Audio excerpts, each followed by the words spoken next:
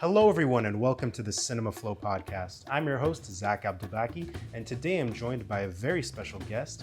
He is the Dean of the Film School at Chapman University, Dodge College of Film and Media Arts, my alma mater. Please welcome to the show, Dean Galloway. Hi, hello, thank you.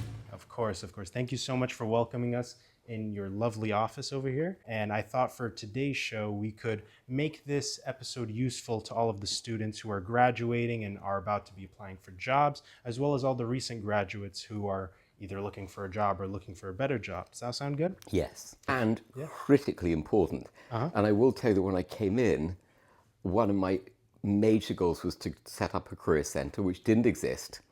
We now have 4 people in it and occasionally a dog, and they've done amazing work. We still need more. Absolutely. And the tougher the landscape is, I've said to my boss, the more we need people to help, because we are entering a very tough labor landscape in the entertainment business, and it's not going to change for a few years. Yeah, that's very true. And one aspect of a student's portfolio as they come out of film school is their thesis film. Yes. And I've gone to the thesis screenings. I try to go at least to 1 or 2 every year.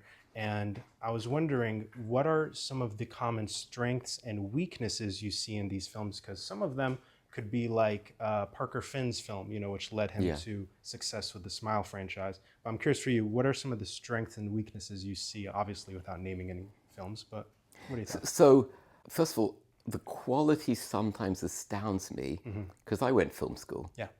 And I think I couldn't do this then.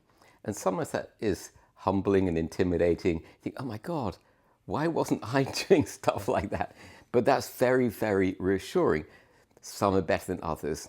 I don't think that's necessarily the way to judge them. And one thing you may know is that I've actually limited how much students can spend on these films. Because what I've said is these are learning exercises. And it may be that all your ducks align and they work out, or it may be that one doesn't and it goes wrong. And that is part of the process. The goal here isn't to make a perfect film. If you get there, great. The goal is to learn and to learn a series of skills, and above all, to learn to think deeper, better, more critically, more imaginatively. That's the most important tool. Frankly, if you're studying philosophy or history or business, if we can teach you to think, you'll be prepared for a world that's going to be in complete flux for many, many decades. Absolutely, yeah. It is more about the journey rather than the destination. Although I would say, I remember Mickey Desdovich works here. He has a lot of experience with film festivals, and he said the most important thing with a short film is the story and the performances. Would you agree with that? Because, I mean, with the thesis films, the cinematography is always astounding. Yes. But I think the ones that are more powerful than others are probably because of the story. And I'm glad you didn't let me off the hook, Yeah, exactly. but you circled back. Yeah. Technically, these films are often unbelievable. Yes. It's hard for scripts to reach the same level because young people haven't had that experience of the world. And that teaches you about relationships, about people. It's very hard to write and really have a career as a writer until you're in your 30s because you haven't had that experience. So we are changing the process by which scripts are selected and developed. This is a constant process that we're improving so that the scripts are all equal to technique. Right now, some of them are. We've also brought in Russell Boast. Russell was the former president of the Casting Society of America to help bring in casting directors to help get really top-notch acting. And we can still improve in both those areas and must. We literally had a meeting about this yesterday where I said, should we fund casting directors for each film? Because it's so important. Should we have a more competitive approach to choosing the scripts? But I don't want us to be like some other film schools where there's a cutthroat atmosphere. So how you do that is very difficult. And yet some of them, I watched a film last week, it's called The Pack, and very simple. It's a few students, frat boys gathering, dealing with the fact that one of them has been killed in the hazing. Oh, wow. And it's all in one place. The script, the cinematography, the sound, the acting were absolutely astonishing. So it can be done. And by the way, sometimes the same talent just goes wrong. And that's life. It happens professionally too. Absolutely. And I agree with what you said about the life experience, that younger people don't have as much of. I mean, I was a screenwriting major, and one lesson I learned is you should do 33% your own personal experience, 33% other people's experience, like your friends or family, and then 33% imagination. Well, imagination matters. Yeah. And if you have a great idea, it's going to carry. I spent several years as a script reader. Yeah. I read some astonishing pieces of writing and had to say no because the idea itself wasn't compelling. And someone's going to have to sell it based on the idea. If I give you a film called Honey, I Shrunk the Kids, that's a comedy. You don't need to know anything else. You go, I want to see that. Yeah. That's just the idea. Yeah. One common trait I do see amongst the thesis films, or honestly, most short films I see made in film school, is they're very product oriented. And, that's a business term for like, Apple, for example. Steve Jobs did not care about what you wanted with the product. He wanted to make the thing he wanted. And if you like it, that's great. If not, whatever. Versus Hollywood is mostly market oriented films, responding to what people want.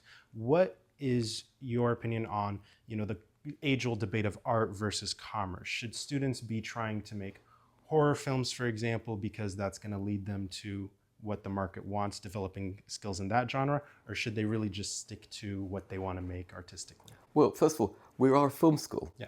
We're not a business. So I think students should make absolutely what they want to make. But they also have to understand that the industry is script driven.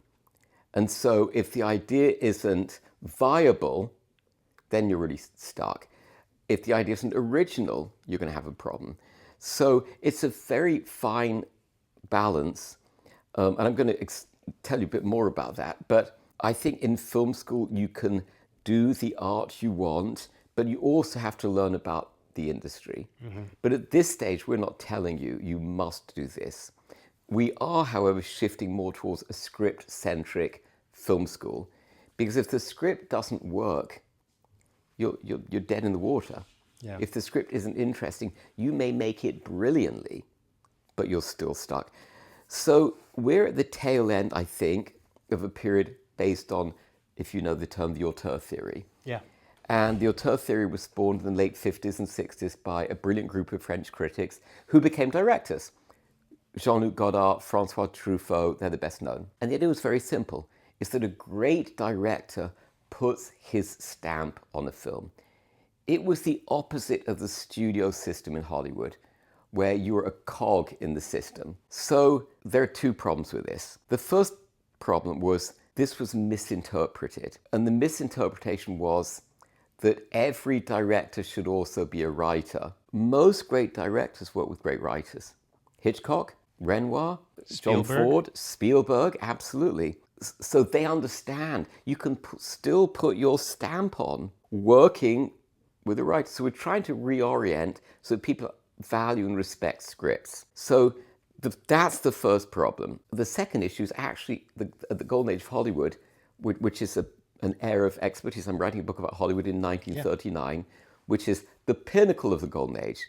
And the thing that's astonished me is that the giants who worked within that system still did it their way, still rebelled, still put their stamp on things, even when they weren't the writers. Yeah. And by the way, I worked in Paris in the 1980s, and I saw the effects of that theory. I was a script reader there. I read maybe 300 scripts in a year. Guess how many were good? And by good, I mean professional, appealing, had a potential audience out of 300. I'd say about like 3%, maybe 10 out of 300. Very good guess. One. One. What? Not even percent. Yeah. One. One. I thought this is astonishing because they had killed the tradition, which was very strong in France, of the writer. Well, I talked to a lot of students about what do you want me to ask Dean Galloway?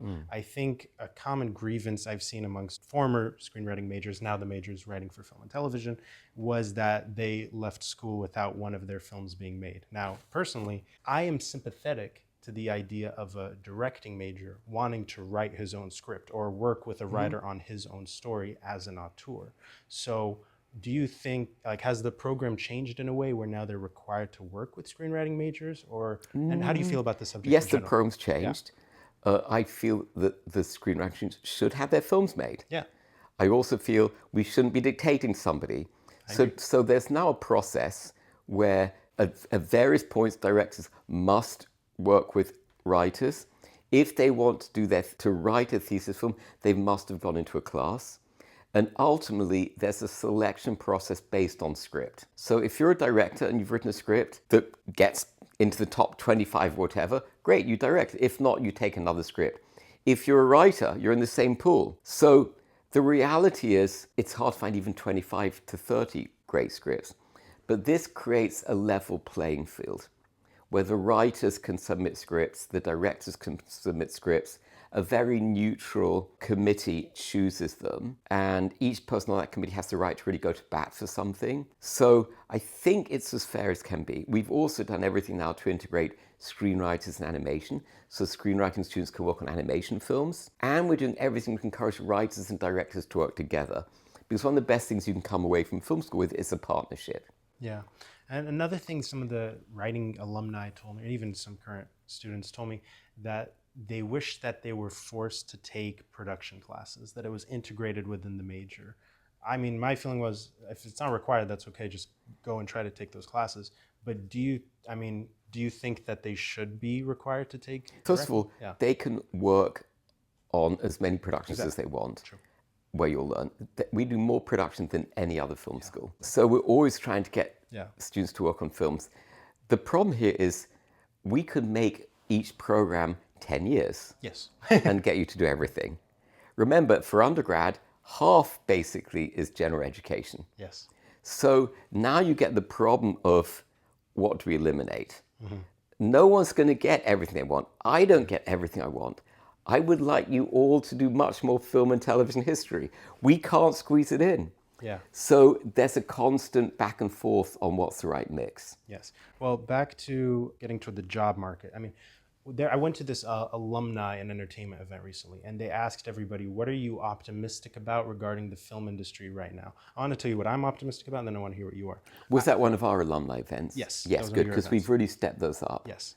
And we're putting quite a lot of money into doing very regular alumni mixes. Yeah, they're all very good.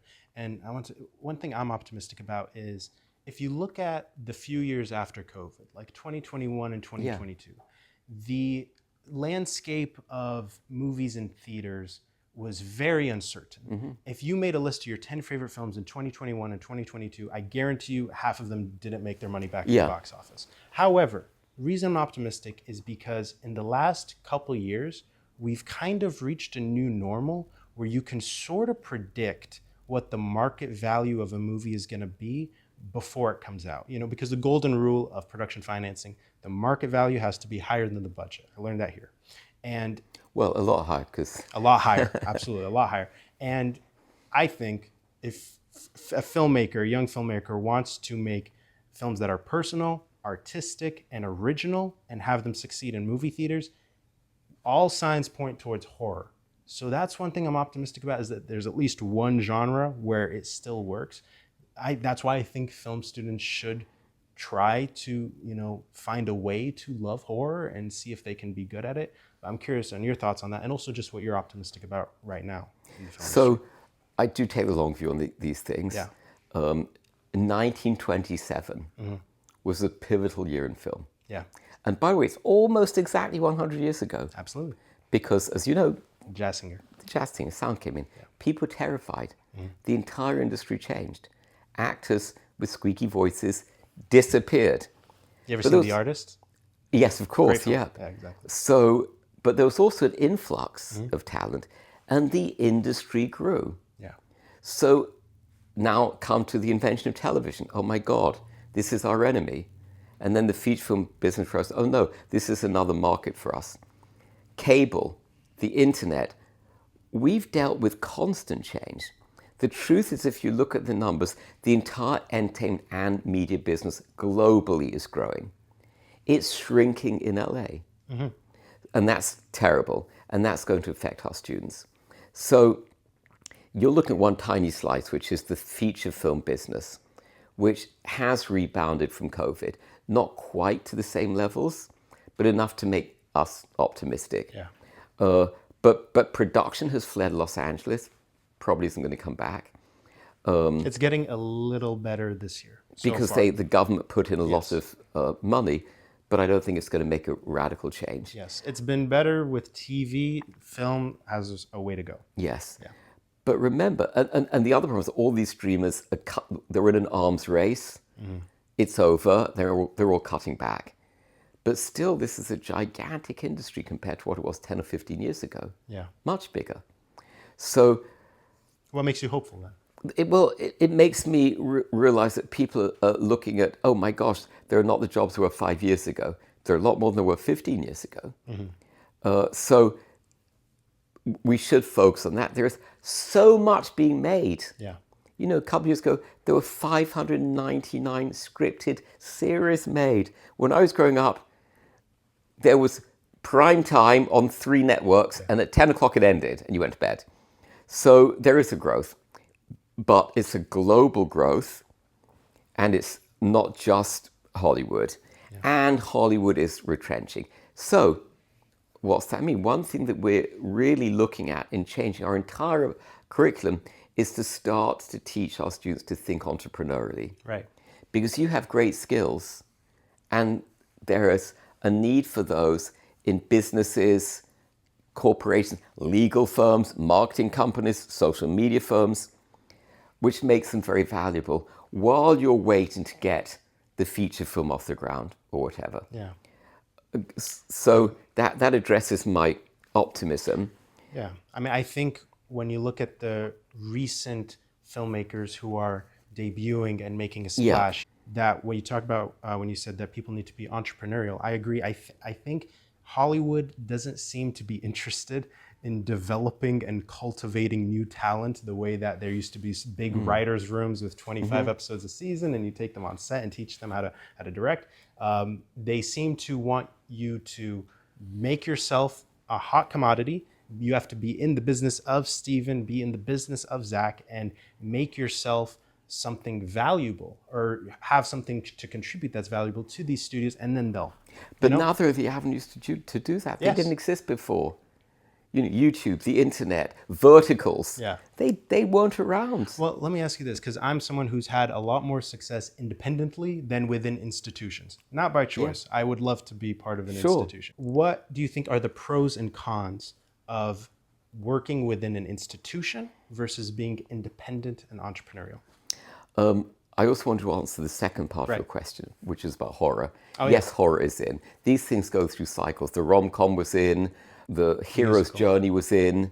How many, Avengers movies have we seen? This goes up and down. But if you look at an audience, there's often a market. I mean, let's look at Moonlight. Moonlight is not a horror film. It's a very unusual film about a young queer boy learning to adapt to the world. But they knew there was a market for that if you make it for 1.2 million. Well, that was 10 years ago. I think today, when it comes to the Oscar type films, in order to really make money, I think you need to be in Best Picture.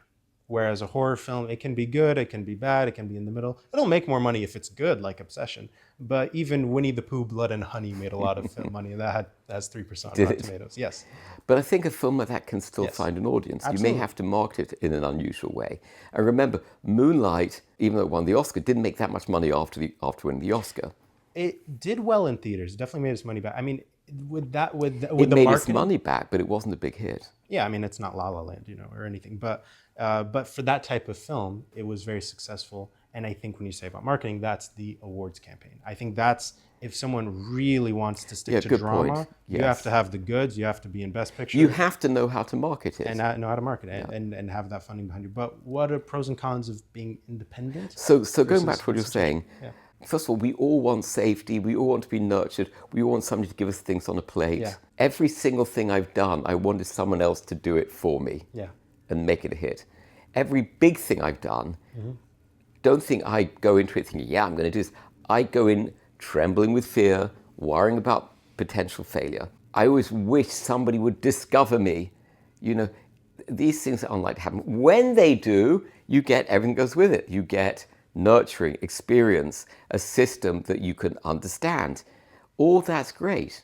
You're not going to get that necessarily on your own. On the other hand, you're also entering a system that has been shaped by other people and other generations and that tends to move slowly and doesn't allow for that kind of opportunity, isn't really open to it. So I think both are important and valid.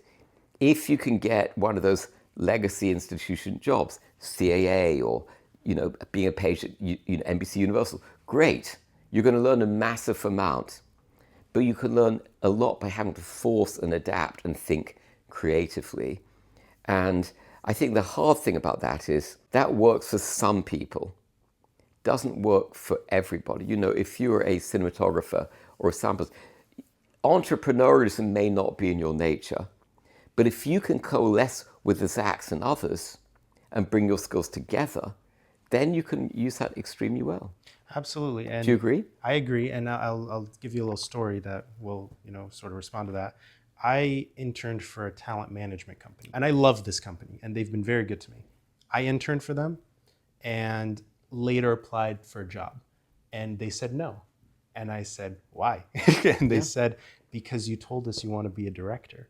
We want people who want to be managers. Now, the reason I won't say their name is because they're very good to me. Like, they've helped me with And by the way, things. what's wrong with them telling you that? Nothing. But I think for the people who want to have that traditional path, most entry-level jobs, and entry-level, they're not really entry-level because they say you need 2 to 3 years experience on a desk. And how else are you going to get that unless you intern somewhere for free and then they like you and then they hire you?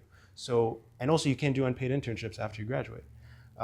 So I think the system is broken. However, I agree with what you said before, because I think one thing they've told me, or someone at that company has told me, is if you really want to be a director, you don't want to be within these institutions. No, absolutely. Because then you will become a manager or an agent or something, which there's nothing wrong with that. Great career. And managers can produce as well. But it kind of forces you to make the creative thing work. Yeah. If you want to be a cinematographer, do you want to go and be working on a desk at WME? Well, No. those definitely, cinematographers have their own freelance route, same with editors. But if you're a writer or director or producer, you probably... It's the hardest for writers. Yes, I think because so. they want to be in a writer's room, and the first step that is one of those agency jobs. Yes. And that's unfortunate. Really unfortunate. I think writers are the most, it's first off the hardest job to get and the most underappreciated. No question. Yeah. On the other hand, everything starts with the material. Exactly. Because if you're a producer, if you're inside that fortress of an agency, you're always looking for material. It starts with material. And by the way, I mentioned the student who's working with, the director of Obsession. Yeah. He's worked on multiple films with the producers because they thought he did a great job. So actually, you want to network a lot. You want to work on a lot of things because you get recommended. Well, let me ask you this. What are the do's and don'ts of networking, according to you? What do you think are the ways Well, to do it there's the effectively? networking through doing a job. Yeah. And then it's really simple. You do the job well, you have a good attitude. And, I used to speak to interns when I was at the Hollywood Reporter, and I would say, which one's more important? Your attitude or your brilliance? Yeah. And they'd hesitate. I'm not hiring you for brilliance. I'm hiring you to make me a cup of coffee, I remember once walking past, my friend and then boss, Matt Bellany. One of the greatest interviewers today. He's terrific. And Matt had been a litigator. Yeah. He can be very tough. Matt was extraordinarily nice when it came to people like assistants. And I remember as he's coming into his office from something, and he said to this group of assistants, anybody going out to buy a sandwich or anything? Oh no, we've had our lunch. Are you kidding me? Are you out of your minds? And he didn't do anything. Yeah. Well, that's how you do it. So there's the networking within a job where when people see you doing a good job, they're going to promote you. I've done it internally. We just had an assistant who's actually one of our alumni. We brought her up here. She did a good job. We needed somebody in admissions that paid quite a bit more. Give her the job. She's great. So doing the job is terrific. But then you want to create a network, and you have to do it pretty systematically. Get together with friends, go and have coffee, come up with ideas, volunteer to work on things.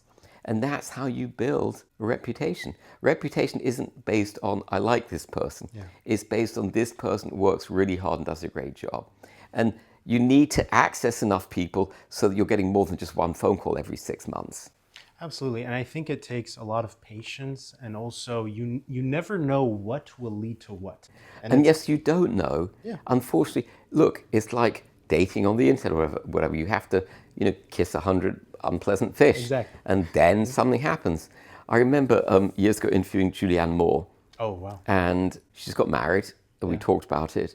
How did you meet your husband? And she said, I talked to my therapist. Yeah. And he said, which one's more important, your work or your love life? She said, well, they're both equally important. Yeah. How much time do you give to your work? Maybe 95%? How much time to your love life? Well, you have to put the work in with networking. Yeah. You have to go to events, you have to volunteer. And out of the blue, something happens and you never know what. And we're not on the same timeline. Yeah. Do you know how I got this job? No, I knew you were at the Hollywood Reporter, Right. and then around COVID. It's unlikely that someone who's a journalist is going to be named the dean of... I created a mentorship program for girls in South Central LA. I've heard about this, yeah. And then out of that, I got approached by Loyola Marymount, became a visiting artist, started to get involved in education. And then weirdly, 2 separate people said, this guy is okay. Yeah. I wasn't expecting it. I'd applied for a different job that I thought I should get, and I didn't. Yeah. So yes, you have to do a lot of that, and it's slow at the beginning. Yeah. And you have to think, again, entrepreneurially, or align yourself with people. 2 cases. We have 3. I just spoke to a professor the other day. One of his students started making AI commercials. I know everybody hates AI. Yeah. One of the big brands found him. Said, we'll pay you to do this. Yeah. So he gets $5,000 a commercial. He's making thousands each month. Yeah. And he's still a student. Second example, one of our alumni knows horses. She started making films about thoroughbred horses and reached out to thoroughbred horse owners. Yeah. And now she's making a lot filming their horses. You do those things while waiting for the feature to get off the ground, the TV pilot. The Duffer Brothers spent years before they got Stranger Things. So, third example I was going to give you, I got a call from an antique car collector. Yeah. I want films made about each car. So I put together a group of students and alumni. I actually contacted one student. He contacted one of his friends who's one of our alumni. And now they're doing that. So you can use these skills and coalesce to create opportunity at a time when there's less of it in the industry. Absolutely. You got to be scrappy. You got to think outside the box. I want to tell you a story from one of my old internships. This one I can mention. Okay. Thunder Road Films, one of the greatest production companies out there today. Basil Iwanek, Erica Lee, they produced John Wick films. And Basil was an executive for many years at absolutely. Warner Brothers, I think. Yeah, and then when he left to start this company, he was trying to make John Wick. And there was a gap in the financing, and he broke the golden rule of financing, which is put in your own money. Exactly. And he said that, it is good to be educated and inform yourself about the statistics of the industry, the box office, etc. But he said there is such a thing as knowing too much, because if you know truly the statistics of how most movies don't make money, you will never have the optimism to take the risk that he did with John Wick. I was wondering if you give me your thoughts on that, because I think it's Well, true. I can give them to you from personal experience, because when I left film school, I really knew the industry. Yeah. I started writing about it, and I knew film history very well. It paralyzed me, because every time I wanted to write something, I was aware, well, this has been done before, this isn't original. And every time I wanted to write something that was original, I thought, oh my God, no one's making these films. And so there is a form of knowing too much that can inhibit you, but generally knowledge is good. Yes, I agree. How do you avoid being discouraged? I mean, at least when you were coming up, maybe. That'd be It was impossible. You get discouraged because you only get over that when you've had some success. Yeah. And what I've tried to say to people is, I said from day one here, failure is okay. And I fail over and over again. I try to do things, I fail. I do something, I could have done it better. But I've had enough success in some areas that I realize that's part of it. If our master classes, Yes. do you know how many people we reach out to land? I know, because I do a podcast. I know I reach out to every director for every movie. But you put in the work to do it. You put in a campaign for each one. You know, when I was at the Hollywood Reporter and I created the roundtables. Yes, the close-up. Well, when they're the very first ones, people don't want to do those. Why would they? Who's doing them? So that is part of the journey. And if you can accept and not take it too personally, sure, you should learn from your mistakes. But I would say to all our students, if there's someone in class, go up, speak to them, say, can I have a coffee with you? And let's say 4 out of 5 say no. You can look at that 2 ways. Oh my God, 4 people hate me. They despise me. I did the wrong thing. Or you can say, I landed one. I got my fish. Yeah. You have to be a little shameless in this industry. Which not everybody is, you know. I mean, what's the worst they're going to say? No? I mean, who cares? Yeah. Like, And usually it's the really nice people who are afraid. I'm going to follow up on a couple of those things after, but one thing I want to tell you is the number one thing that surprised me when I came to film school in freshman year, which is that most students don't really watch many movies in theaters. You're breaking my heart. It boggles my mind. Do you think they should be watching more movies in theaters so they can see what's doing well, or is it irrelevant? Should they just, watch whatever they want to watch How at many home? syllables can I add to make the word yes this long? You know? Right. And the problem is, if you're dealing with the high end in the industry, they know this stuff. Yes. You know, we had David Heyman here. Oh, he's a great producer. He's one of the greats. Harry Potter, Extraordinary. Gravity, Barbie. And you know what we're talking about? We're talking about Dostoevsky. Oh, wow. Now, you go to work for him as an assistant, Yeah. and he expects that knowledge. You go to work for Amy Pascal, who's producing the new James Bond films with him. And if you don't know classic films in television, you're dead. Yeah. So you can meet the hustlers who might be great at the beginning of your career. But later on, it's going to be an enormous asset. If I did an interview with Rita Moreno, who was the star of West Side Story last week. Well, I know her films. And so it instantly gives you a certain credibility and respect. If you're entering the industry and you don't know that, it's like me going to the sports world. I don't know. Shohei who? I don't know that world. They know, they can tell. Yeah. That means you don't demonstrate a passion, and it's not useful. Because my first job was for a director, extraordinary director named Martin Ritt, R-I-T-T. He directed Norma Ray, The Spy Came from the Cold, HUD. I got the job because I knew his films. But I remember I was reading scripts for him. He gave me a script. He wanted to do it. And it was a remake of a German film called The Lost Honor of Katharina Blum. And he said, is it good? I said, it's very good. There's no point in him doing a remake. He didn't need to go and watch the film. Yeah. It was one sentence. He knew he could trust me. That's why he hired me. He had extraordinary class. So if your target, if your goal is to enter that, you sit with Spielberg. You don't think he knows every film ever made? Absolutely. Or watches them all the time? I think the biggest movie nerd on the planet is Quentin Tarantino. Yes, to an unimagined level. I mean, I've done roundtables where Noah Baumbach and Spielberg are discussing individual shots from films, way beyond my knowledge. So this is going to help you. It's also, if you're making films, a shortcut. You say, I want this opening to be the opening shot of Touch of Evil. This helps you enormously. I want to have the look of Caravaggio. This is also shorthand. Yeah. But if you're going and I was trying to get one of our students an internship with David Heyman in London. Yeah. And actually, it was too late, but David was communicating. And I said, if you don't know this and you're working with him, he's not going to say anything. Yeah. He'll be friendly, but you're not ever going to reach that next level. You won't even know it. Yeah. You will not know it. Absolutely. I mean, some of my best professors are big movie nerds. I want to ask you. Some of them, I like Tim O'Hare is my one of my favorite professors. Scott Feinberg, obviously. I want to ask you, what do you think makes a great professor? Oh, wow. So this is a very interesting point because, as you may know, there's grade inflation. And one of the great problems in education is people getting more and more A's, and they expect an A if they've done the work. This is a huge problem for us because I feel that part of education is like working out. I go and work out with the trainer. He loads me up with weights. I scream that I can't do it, and the muscle gets bigger. A brain has to be pushed and stretched. I worked for a brilliant editor at the Hollywood Reporter, Janice Min, who's famous. I can't tell you, if you have a story, the number of times she would write in the margin, ugh. It was fake. We would laugh. but cry. But when she wrote love it, and it pushed you to a different level. So a great professor, not a good one, also pushes you to a level you maybe didn't think you could reach.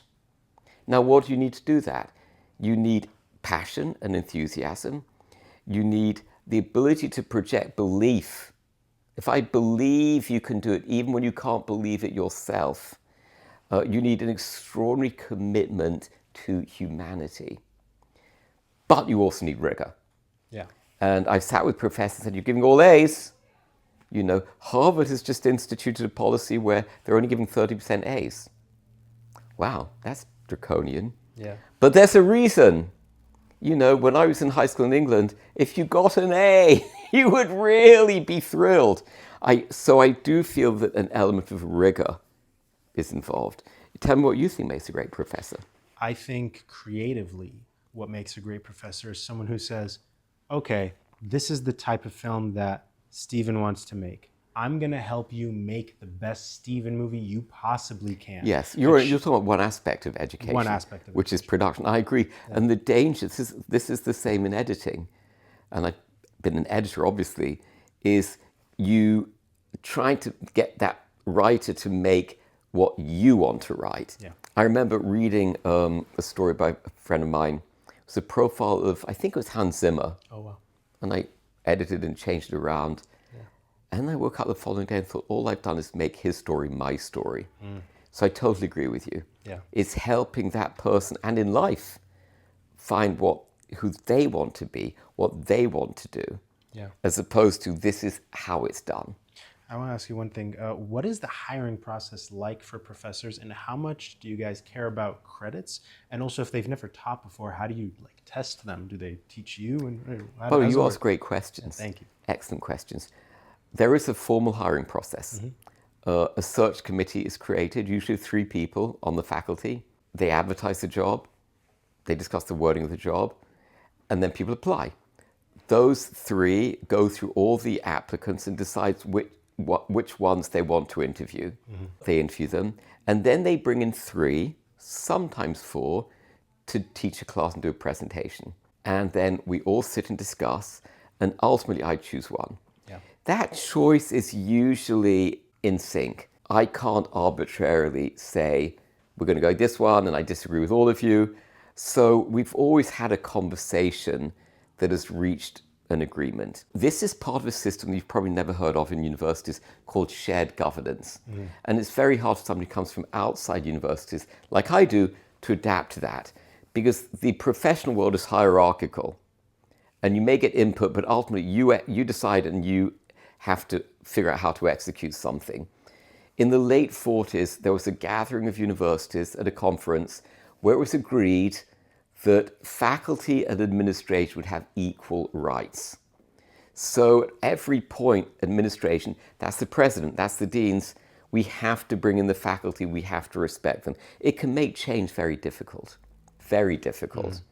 and slow, but it also brings in thoughtful and intelligent people to the process. So there are good and bad things about it, but the process is not just hire a search firm, choose finalists, I'll meet them, here you go guys, you're getting this person. Yeah. So that's the process. How much does each matter? The most important thing for me, this is for me, is how well do you teach? It is the sine qua non. I don't want people who don't teach well. I don't want people who don't care for the students. I don't want people who are completely committed. Even if they have the big credits. No. Yeah. Now, and I've been in that situation of choosing. We had one of the top producers of films that I love who just came in. And I thought, my God, this is our future producing faculty. And he did a class with the students.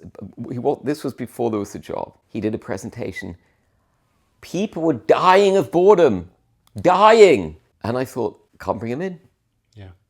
So first and foremost job, unlike many universities which are there to support faculty in research, in scholarship, I regard my top priority as the teaching of the students. But we also need the people who have the credibility of coming from industry and of experience at a very high level. So I can't ignore those things. Yeah. For instance, we just lost one of my favorite professors, Barry Blaustein. Barry had extraordinary credits. And when he died, I didn't even realize how famous he was in the business. You know, the Los Angeles Times, the Hollywood Reporter did massive pieces. People reaching out from all sorts of worlds. What he did on Saturday Night Live was pivotal. Now I've lost somebody who was a terrific teacher and had great credits. I need some people with credits. I need it to give credibility. I need it to link our students with the industry. But I wouldn't bring somebody in who can't also teach. Well, what about for you? Who was the best teacher you ever had? I actually had an industry mentor when I was growing up who was just incredible. And her name was June Wyndham Davis. Yeah. And she was a director. And I absolutely loved and adored her. And I dedicated my last book to her. Yeah. And she used to tell me stories about when she was young running a repertory theatre in this British coastal town called Folkestone. Yeah. And this not very good actor who came in and he's trying to pretend he's drunk and it's way over the top and she's kind of giving a bit of guidance. And his name was Michael Caine. Oh, wow. And years later I interviewed him and I thought, I have a halo around this mentor of mine, June. But was she that? And decades later, I interviewed him for a master class that I did on Netflix, a TV show called The Hollywood Masters. Yeah, with was that an LMU? Yeah. Yeah, I watched those. I watched the Judd Apatow one. That was one of my favorites. Yeah. And I said to Michael Caine, you know, I used to be friends with June Wyndham Davis. His reaction, it was as if I'd said I was friends with Mahatma Gandhi. And it was so wonderful to me to know that he revered her as much as I did. Yeah. So she was terrific. I will say within Dodge, Michael Kowalski has taught me more than anything than anyone. Teaches sound design? Yep. But he's also the senior associate dean. I would say we run the place together. Yeah. Because our skills are completely complementary. What he's good at, I'm not, and vice versa. But when I came in from the outside world, which is a hard transition because universities are a different ecosystem with shared governance, with processes. He had great patience and taught me everything. I didn't know what tenure meant. Yeah. What's a unit? What's a prereq? Did not know. And he would guide me and still does. There isn't a single major decision I make without consulting him. Yeah. And when he disagrees, I would say 95% of the time he's right and I'm wrong.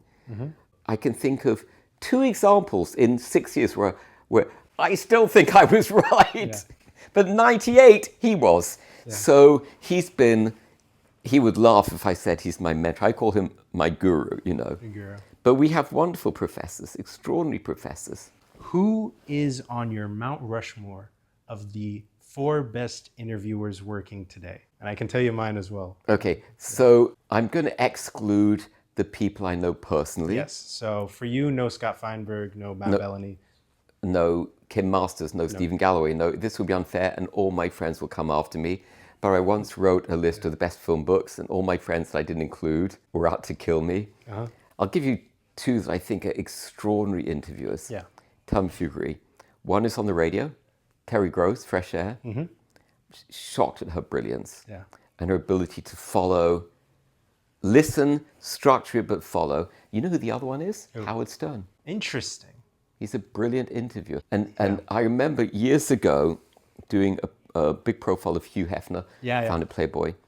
And Howard Stern had done an interview with one of his exes. And just with humor and teasing, he pops the balloon and relaxes her. And then they're talking. Yeah. And by the way, if you ever want to listen to a great interview, Terry Gross's interview of Howard Stern is magnificent. It's 2 parts. That's very cool. I like both of them. They wouldn't be on my Mount Rushmore. Give me yours. Okay, so I would say the most influential on me would be Perry Nemiroff. Okay, why? Yeah, I think the way that she gets the subject to talk about their craft passionately exceeds most other people. Well, okay, who else? And I would say Matt Bellany for the business side of the industry. Yes, he's terrific because he's tough. He's very tough. He's not intimidated. Yes, and he makes the episode useful for the listener. Because I will say he was the most brilliant journalist I worked with in 27 years at the Hollywood Reporter. Absolutely, and his newsletter is amazing. Yeah, and Janice Min, the editor, who's extraordinary. but I knew immediately he had a gift. Yeah. You know, I'll say Matt Bellany's on the Mount Rushmore, as well as Scott Feinberg. I think he's the best at getting to know the person. Like by the end of an awards chatter podcast, I feel like I've gotten to interesting. know this person. Well, he does the best research. Yes. He does extraordinary research. So he knows obscure details, which again wins over the person. You know that about me? How did you find that out? Absolutely. And he taught me, so I learned a lot from him. And fourth on the Mount Rushmore, I'd say Kevin McCarthy. He has a podcast called On Film. Okay. And he does a lot of the Q&As Really? at the AMCs around LA. And he really delves into the technical side of Interesting. filmmaking, the craft, the cinematography, things like that. I would say these four each have something different about them that puts them in my Mount Rushmore. Well, they're all in the entertainment universe. That's true. Yes, entertainment journalists. Right, which is a different thing.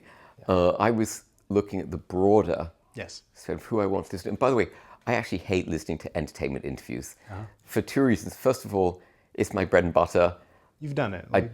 And I've done it. And then it drives me nuts when they don't follow something and go down that path. They're giving you gold, you know, so I get very frustrated. I want to get into your books. I just want to shout out, you have two books right here. Leading Lady, Sherry Lansing, and the Making of a Hollywood Groundbreaker. I want to ask you, because you've talked about this book in previous interviews, but who do you think is the best studio executive working today? Success is a result of great decisions. Yeah. So you have to give Ted Sarandos his due. Yeah. That he's built that company against all odds and delivered remarkable results. So, and whenever I dealt with him, he's been great. When he came down here, he was terrific. So I think what he's done is remarkable. I do think there are pioneers, and that's a different thing. So he and Reed Hastings really were pioneers in they created streaming. Yes. But one who died was extraordinary, and I was lucky enough to have done a long profile of him, Ted Turner. Right. And, you know, he created CNN when there was no concept of 24-hour news. He built a global organization. One of my favorite stories about him was that he entered into a bidding war for the Hanna-Barbera cartoon collection. I think he got with 300 million or something like that. Disney was bidding against him. Disney pulled out, and Michael Eisner, who had been a pretty remarkable head of Disney, said, he's out of his mind, it's not worth this. And then Turner took it and created the Cartoon Network. Yeah. And Eisner said, oh my God, why didn't I do that? So Turner had an extraordinary originality, which, to be frank, most executives don't have. Yeah. Barry Diller, obviously, was one of them. But it's harder and harder today because all these companies are divisions of much bigger ones. Yeah, I mean, one of the great film companies you probably haven't heard of was the Ladd Company, run by Alan Ladd Jr., Jay Cantor, and Gareth Wigan. The three of them were the executives at 20th Century Fox who greenlit Star Wars. Yeah. A legendary story, a legendary trio. And then they got kicked out. They had a fight with the very buttoned-down CEO who ran the company. And they created their own company, the Ladd Company. And my very first trip to Los Angeles, when I was a student in England in 1980, I got a meeting with one of them, and I was a shivering, nervous wreck. Yeah. And I go to their offices. They had offices in Warner Brothers that had belonged to Owen Allen, who had made all those disaster films. They were the most beautiful offices in Hollywood. Yeah. And they made one film after another with the most wonderful decisions. They made Fred Zinnemann's last film. Fred Zinnemann was a great director. They made a film which was a complete flop called Blade Runner. One after the other, and they all failed. Right. And then as the company was closing, they greenlit some silly little comedy called Police Academy that made $1 billion and 11 sequels. And I thought, this is the film business. All their decisions were remarkable decisions. Box office didn't reflect that. You're doing a very good interview. Thank you. Who is your dream Chapman guest that you haven't gotten yet? Whose publicist should Scott Feinberg be emailing right now? I think David Fincher or Tarantino would be good, but who do you think? Spielberg. Oh yeah, that makes sense. What is your favorite cinema in the world? You mean movie theater? Yes. Oh, that's such a great question. I like the Academy, not the new museum, but I used to love going to the old Goldman Theatre because I went to so many screenings there, and they were comfortable, and you could see, I'm small and I grew up in England. They didn't have raked seats. Yeah. So you go to theatre and some big guy would be sitting in front of you, blocking your vision, Yeah. while people would be munching popcorn around you. It was horrible. So when I discovered the Academy, I would always sit on the aisle so I could lean to the side of Yeah. some giant sat in front of me. I really loved it. But I will tell you, my best film-going experiences came from two places. One is the New Art Theatre in LA, Love that one. because they would show festivals of Buñuel and Fellini, and they would let me take tickets when I was a student. And then when I was growing up, my mother's French, and I go on vacation to Paris, and my great aunt, who was like my grandmother, would give me the equivalent of Time Out, and I go through it and mark down all the movies I want to see, and then I dash off to all these. They had dozens and dozens of rundown little movie theaters, and I watched everything. Yeah. And I come home on the last metro. No, nothing has equaled that experience for me. Absolutely. Have you ever fired up the projector in the Fellino Theater here at Chapman to watch a movie of your choice? No, but I've been dreaming of doing it, and I promised our retiring president, Daniele Strupa, that I was going to do this for one of my favorite ever films, which is an Italian film called The Leopard, because it's a film only to be seen on a big screen. Yeah. And I think, if I turn 70 in a few years' time, I'll invite all my, by the way, the idea of saying 70 is insane, but I would love it. I love it. I'm also scared to watch it again because there are films that impact you so much and have such an overwhelming emotional effect. You want to treasure that and not be let down by it. I promised I'd ask a question about the roundtables, which I love, especially the 2016 directors one with Tarantino and Inarritu and Danny Boyle, etc. What are the pros and cons of having 5 to 6 people interact and talk about their craft as a group as opposed to a one-on-one interview? Well, I'll tell you the cons. Yeah. The cons is each person only gets limited time to speak. Yeah. And that's frustrating. And the goal with the roundtables was to have 4 or 5 people. The problem is that when we began them, you were always afraid they'd cancel or drop out. And as they went forward, they never did. And so we ended up with 6, which is too many. And then when I was working with Matt Bellamy and I wanted to raise his profile, I'd bring him in to moderate them with me, which was kind of funny because I'd sit on 2 thick cushions because he's so much taller than I am. But you have presence, as he said. Did he? That's nice. Yeah. The pure disadvantage in terms of doing them is the limited time. Yeah. The advantage is you're really getting them speaking in a different way. They have to be honest with each other. They communicate on a different level, and they're not just tub thumping their movie. Yeah. They're really talking about true. the craft and the work. Now, I will tell you a couple of things that might hopefully interest you about them. The first one is getting them off the ground was extremely difficult. And it is with any major thing, like doing the master classes here, launching a career center. I've gone into every big thing with a sense of where I wanted to be in 5 years.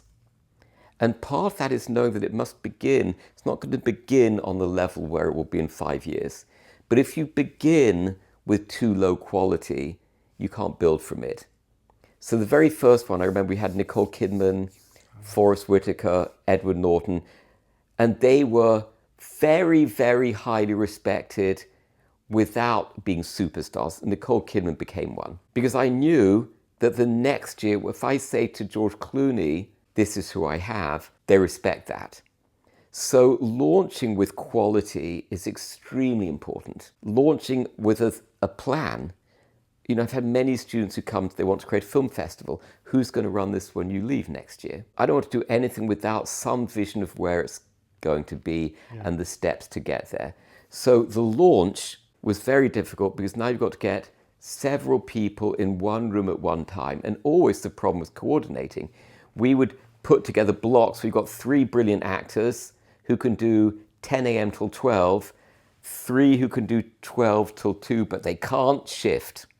They're flying in or out on planes. We've lost some amazing people. And then you stick your pin in, say, I'm going to go with this one. And then each one, people would often clam up when the camera started rolling. I'd always try to say, let's think of this as a dinner table conversation. Feel free to interrupt. Oh yeah, I'm not going to have any problem. Moment, they call action. They're intimidated. Or you mentioned Ridley Scott. really spoken a monologue for 12 minutes. Yeah. The directors were livid. I could not, so I put my hand on his arm next to me. Didn't stop. Yeah. I think in the edited version it was cut out. Or you'll get the opposite. Ang Lee is one of my favorite directors who speaks 2 sentences at a time, and that's it. Yeah. He's a quiet guy. A lot of people are going to be applying to Chapman or probably don't know much about Orange. How do you like living in Orange as opposed to LA? And do you go back a lot, or do you pretty much just try to stay down here? I have 2 places. Oh, okay. Yeah. The previous dean, who, let me pay tribute to him, he built this school from nothing. He gave me a very good piece of advice. He said, don't live more than 5 minutes from campus. Yeah. So when I negotiated my contract, I said, give me a place to live or pay the rent, which they do. So I have a little cottage and I'm here at least 5 days a week. Okay. So I'm here a lot, but I also need, I've said this to Joe Rosenberg, who runs our career center, there's a ticking clock on our value from the moment we leave Hollywood. Yeah. We constantly have to be renewing these contacts to help our students. So usually I'll stack meetings on a Friday with people in the industry. Donors, probably. Donors are here. Okay. So that's many evenings. And if it's someone I really need to meet, I will change my schedule and go there. Yeah, I think most Chapman students know what it's like to do the drive from Orange to LA on the 5 North. What do you listen to? Are you a music fan? Because you said you don't listen to entertainment interviews, probably because it's... I often listen to the BBC World Service. Yeah. They're still the most neutral news service when there are very few that are. Yeah. Sometimes I listen to these funny shows on NPR like Wait, Don't Tell Me. I've got to start using that time to listen to podcasts. Right. What are the most underrated and overlooked British films? There's an extraordinary British film made by Nicholas Roeg called Walkabout. It's about a young Australian girl, or maybe British, who gets lost in the Australian wilderness and meets an Aboriginal man. Yeah. And it's about their relationship. And Roeg made a few films, but he made a couple that were just extraordinary classics. And the other one he made, which is really brilliant, I think it's one of the best films I've ever seen, is Don't Look Now. Oh, yeah. With Julie Christie and Donald Sutherland. And I'll end with a listener question. I posted on social media. Wow. I didn't post that I'm interviewing you. I just said I'm interviewing the dean of one of the top film schools. And I chose the best question. This comes from Jose. How have you addressed the issue of financial accessibility, understanding that students come from all different backgrounds and that filmmaking can be really expensive? What measures have you taken to level the playing field among students of different incomes? This is a great question. Yeah. I do not come from wealth. I was very lucky that when I went to university in England, it was free. And then I won a scholarship to go to film school. Yeah. I've never forgotten that. What led me into education, I hope Jose will register this, is that when I was at the Hollywood Reporter, I created a mentorship program for teenage girls in South Central LA. Yeah. And having an extremely low income was a criterion for getting in. You couldn't get in if you didn't have a very, very low income. And then I started raising scholarship money for them to go to university, which I still do. Yeah. This matters to me beyond anything, because I think the entire future of our country is dependent on fixing this problem. If we don't create parity in education, then we're not a society with equal opportunity. Yeah. And we're going to create a class system like we had in England, and this will kill the America that we believe in. And it's happening. And I'm horrified by the expense of education. Yeah. So there are 2 separate things here. There's the graduate program and there's the undergraduate. The graduate program, we changed it from 3 years to 2 years, and we crammed 3 years into 2. 3 years is better, but it's making the tuition 2/3 of what it was. And I honestly say to students, don't come here, don't pay for it unless you really know how you want to use that. I say to undergrads, take a couple of years to work before you do this. Because I believe in education, but in a film school, you want it to lead to a career. And I'm very worried about this. And I actually, literally, this morning, bumped into the head of admissions for the university and I said, we must have a smaller graduate program, because I don't want to be bringing people here who are not going to come here and find that it leads them to a career. And as the industry is retrenching, that's getting more. So all we could do was bring the cost down, and we will eventually make it a smaller program. The undergraduate program is more complicated because I really believe everybody should have at least an undergraduate degree. Yeah. And I believe it's very good here. But I'm also troubled by the expense. The university actually gives a lot of financial aid. Yeah. But I also say to students, you've got to weigh up where you go and weigh up how much aid you're getting. Is it worth it? I don't like to see students borrowing a ton of money.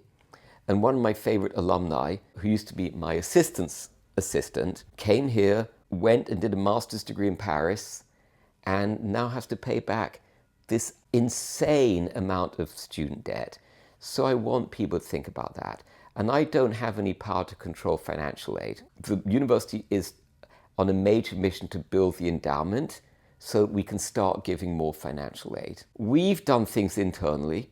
I've capped how much money students can spend, which got some negative reaction, because I don't want rich kids saying, well, I'm going to buy this and get this, and creating a real disparity. So we do a lot. We say, this is your budget limit. You can't go with it. Some students will cheat. But there's a culture of this is what we can spend. And we give the students half of the maximum they're allowed. Also, it's like, how much do you need to make a 15-minute movie? You don't. You can make it with great imagination. But we already give undergrads $12,000 plus free equipment, free stages, free lights, editing, for everything. So you can go on GoFundMe and raise the rest. Yeah. So I'm so worried about this.